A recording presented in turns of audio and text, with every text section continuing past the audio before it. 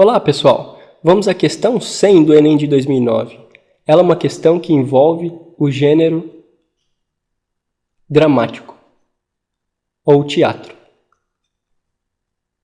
O enunciado diz assim: gênero dramático é aquele em que o artista usa como intermediária entre si e o público a representação. A palavra vem do grego drau, fazer, e quer dizer ação. A peça teatral é, pois, uma composição literária destinada à apresentação por atores em um palco, atuando e dialogando entre si. O texto dramático é complementado pela atuação dos atores no espetáculo teatral e possui uma estrutura específica, caracterizada 1.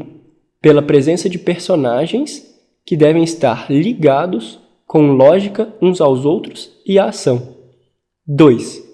Pela ação dramática, trama, enredo, que é o conjunto dos atos dramáticos, maneira de ser e de agir das personagens, encadeadas à unidade do efeito e segundo uma ordem composta de exposição, conflito, complicação, clímax e desfecho. 3. Pela situação ou ambiente, que é o conjunto das circunstâncias físicas, sociais e espirituais em que se situa a ação. 4. Pelo tema, ou seja, a ideia que o ator, dramaturgo, deseja expor, ou sua interpretação real por meio da representação. Então, pessoal, o texto considera todos os elementos do gênero dramático. Vamos ver o enunciado.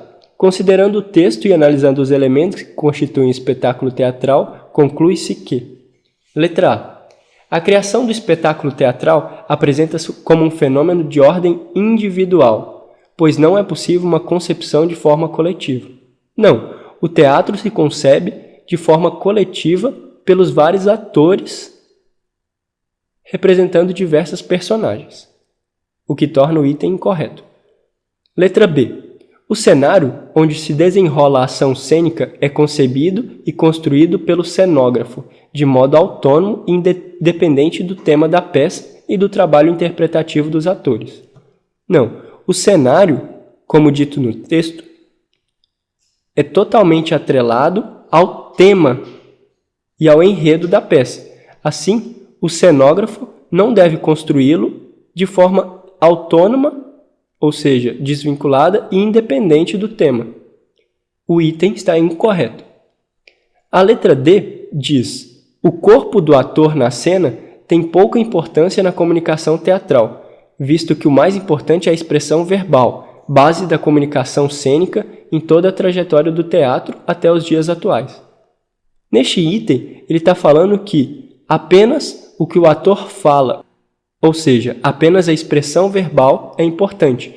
Mas não, o ator, se utilizando de emoções, de expressão corporal, se utilizando do corpo, muito pode melhorar a representação da peça. Assim, o item está incorreto. Na letra E, temos a iluminação e o som de um espetáculo cênico independem do processo de produção-recepção do espetáculo teatral, já que se trata de linguagens artísticas diferentes, agregadas posteriormente à cena teatral. Não, a situação ou ambiente, ou seja, o local como está organizado para o espetáculo ocorrer, que é composto pela iluminação e o som, muito se faz importante para que o espetáculo se desenrole, ou seja, não são independentes do mesmo. Assim, a única letra que sobrou é a letra C, que é correta, pois diz assim: o texto cênico pode originar-se dos mais variados gêneros textuais, como contos, lendas, romances, poesias, crônicas, notícias, imagens e fragmentos textuais, entre outros. É verdade. Pode-se criar, representar uma peça teatral através de qualquer um desses gêneros. Temos o seguinte jargão: texto é capaz de gerar texto. Basta adaptá-lo para a forma teatral, dramática, para que os atores possam interpretá-lo. É isso aí, pessoal. Até mais!